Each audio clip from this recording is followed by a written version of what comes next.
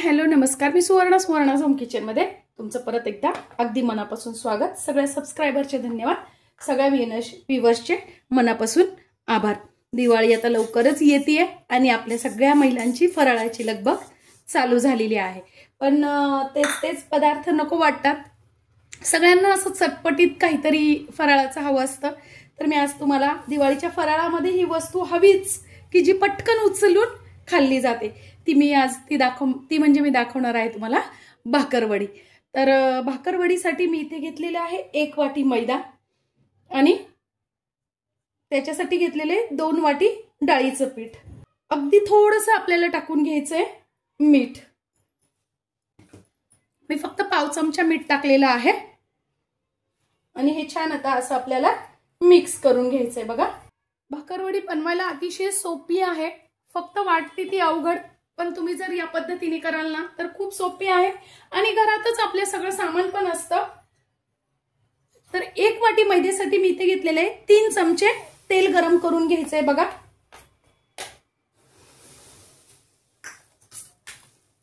सुरुवातीला आपल्याला चमच्यानेच हलवायचं आहे कारण तेल गरम आहे।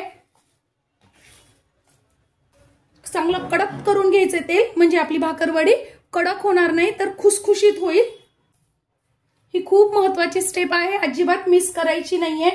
चांगलं 2 ते 3 मिनिटं आपल्याला मोहन छान मैद्याला पूर्णपणे असं चोळून घ्यायचंय। आता बघा, सहज मुठ्ठी आपली वळली जाते, म्हणजे आपलं मोहन अगदी बरोबर आहे। आता काय करायचंय आपल्याला, नॉर्मल टेम्परेचरचं पाणी, गारच पाणी आहे हे, थोडं थोडं पाणी करून टाकायचंय आपल्याला, खूप पाणी एकदम टाकायचं नाहीये। मी अगदी 2 ते 3 चमचे फक्त पाणी घेतलेले आहे आणि आपल्याला घट्ट असा कणकेचा गोळा तयार करून घ्यायचा आहे, जो आपण रोज पोळ्यांसाठी तयार करतो ना त्यापेक्षा थोडासा घट्ट। बघा, मला पूर्ण अर्धी वाटी पण पाणी लागलेलं नाहीये, इतक्या कमी पाण्यात छान असा आपला डो तयार होतो। पाण्याचा वापर खूप कमी करायचा आहे, नाहीतर तुमचं पीठ जर सैल झालं तर भाकरवडी लूज पडेल आणि खुसखुशीत कुरकुरीत होणार नाही। आता छान 10 ते 15 मिनिटांसाठी डो आपल्याला झाकून ठेवायचा आहे। बघा, तोपर्यंत आपण आता आतला मसाला तयार करून घेऊया। बघा, मसाला बनवण्यासाठी अगदी घरातलंच सामान आपल्याला लागतं, अजिबात बाहेरनं काही आणायची गरज नाही आपल्याला। 1 चमचा घ्यायची बडीशोप, 1 चमचा घ्यायचे जिरे, 1 चमचा घ्यायची धने। तुमच्याकडे जर धने जिरेची पावडर तयार असेल ना तर तुम्ही तीच घातली तरी काही हरकत नाही, वेगळं करायची गरज नाही। 1 चमचा घ्यायची साखर, अर्धी वाटी मी कोथिंबीर घेतलेली आहे। कोथिंबीर अगदी बारीक चिरून घ्यायची आहे, कोरडी करून घ्यायची आहे। कोथिंबीरीत काड्या अजिबात घ्यायच्या नाही, जर तुम्ही काड्या घेतल्या ना तर ती तुमची भाकरवडी, काड्यांमध्ये पाणी असतं आणि त्यामुळे काय होतं, भाकरवडी लूज पडू शकते। मी इथे घेतलेली आहे अर्धी वाटी डेसिकेटेड कोकोनट। तुम्ही त्याऐवजी आपल्या घरात जे खोबऱ्याची वाटी असते ना ती किसून अर्धी वाटी घेतली तरी चालेल।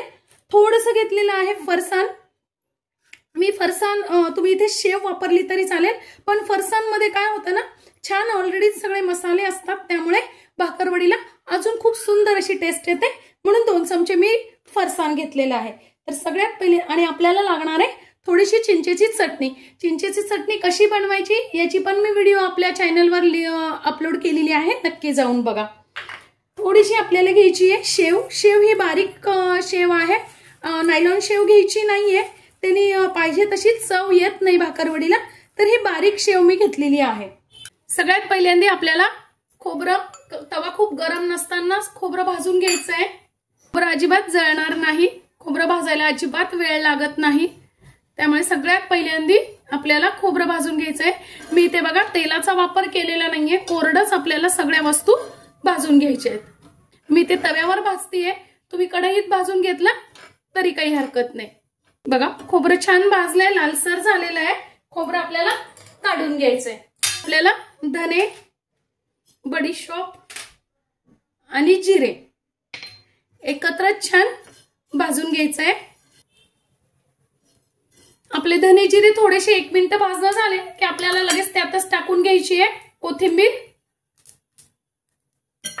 आणि कोथिंबीर पण त्याच्याबरोबर छान भाजून घ्यायची आहे, म्हणजे त्यातला ओलसरपणा सगळा निघून जाईल। छान वास यायला लागलाय, आपलं हे सगळं छान 3-1 मिनिटात भाजणं झालेलं आहे, अगदी मीडियम गॅसवर।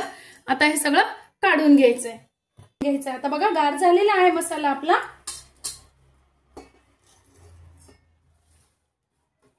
खूप बारीक पावडर नाही करायची आहे, जाडसर असा दरदरा आपल्याला करून घ्यायचंय। एक चमचा साखर टाकून घेतलेली आपण आणि 2 चमचे फरसाण, पाव चमचा हिंग, पाव चमचा हळद। तिखट आपल्याला जर हा मसाला आपण चिंच पण लावणार असतो ना, त्यामुळे तिखटच छान लागतो। तर मी इथे 2 ते 2.5 चमचे तिखट घेतलेले आहे। तुम्ही चवीनुसार तिखट कमी जास्त करू शकता। अर्धा चमचा मीठ, तुम्ही चवीनुसार कमी अधिक मीठ करू शकता। आता हे छान आपल्याला मिक्सरमध्ये दरदर असं जाडसर करून घ्यायचंय बघा किती सुंदर मसाला तयार झालाय। वास तर इतका अप्रतिम येतोय या मसाल्याचा। आणि हा मसाला जर थोडासा जास्ती जरी झाला ना तरी काहीच हरकत नाही, आपण भाज्यांना हा मसाला वापरू शकतो। भाजीलाही खूप सुंदर अशी टेस्ट येते। आता बघा 10 ते 15 मिनिटं पण झालेली आहे आणि आपलं पीठ पण छान असं मुरलेलं आहे। परत एकदा असं छान मळून घ्यायचं आहे।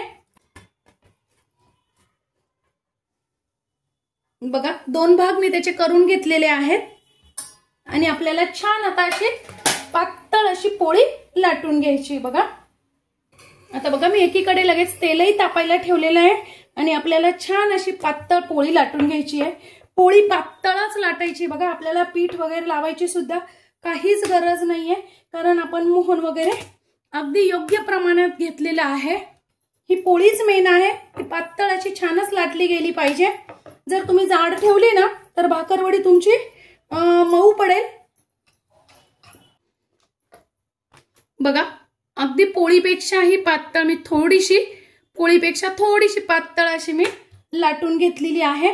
काय करायचंय आपल्याला, आपली जी चिंचेची चटणी आहे ना ती त्यावर छान पसरवून घ्यायची आहे। पूर्ण कडेपर्यंत मी पसरवलेला आहे छान। चिंचेचा लेअर दिल्यानंतर आपण जो मसाला केलेला आहे ना तो त्यावर टाकून घ्यायचा आहे। बघा असा हातानेच टाकला तरी चालेल, कारण हाताने छान असा पसरवता येतो तो। मसाला टाकताना काय करायचंय, अगदी अर्धा इंच कडेला सोडून द्यायचंय, म्हणजे तिथे आपल्याला चिटकवता येते। बघा मसाला पण छान आपल्याला पसरून घ्यायचा आहे। बघा 2 ते 2.5 चमचे मी मसाला पण छान त्यावर टाकून घेतलेला आहे आणि आता टाकून घ्यायची आपल्याला थोडीशी शेव। आणि हे काय करायचं आपल्याला परत एकदा असं लाटण्याने लाटून घ्यायचंय, म्हणजे सगळं ते मसाल्यात छान चिटकलं जातं। बघा या पद्धतीने करायचंय आपल्याला। आता हळूहळू असा घट्ट असा गोळा गोल असा तयार करत चालायचंय बघा या पद्धतीने।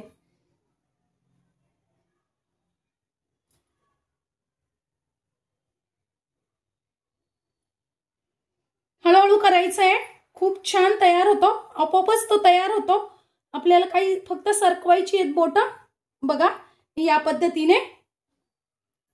आणि काय करायचंय आता हे 5 ते 6 वेळेस छान आपल्याला पोळपाटावर असा तो सरकवायचा आहे, म्हणजे छान घट्ट असा गोळा तयार होतो आणि चिटकलाही जातो बघा या पद्धतीने। अशा 1-1 इंचाच्या आपल्याला भाकरवड्या तयार करून घ्यायच्या आहेत बघा या पद्धतीने कट करून घ्यायच्या आहेत।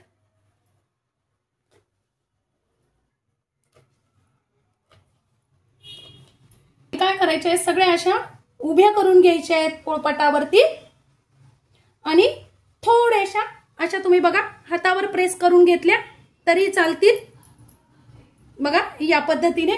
नाहीतर मग काय करायचंय पोळपाटावरच असं थोडंसं गोल दाबून घ्यायचंय बघा या पद्धतीने।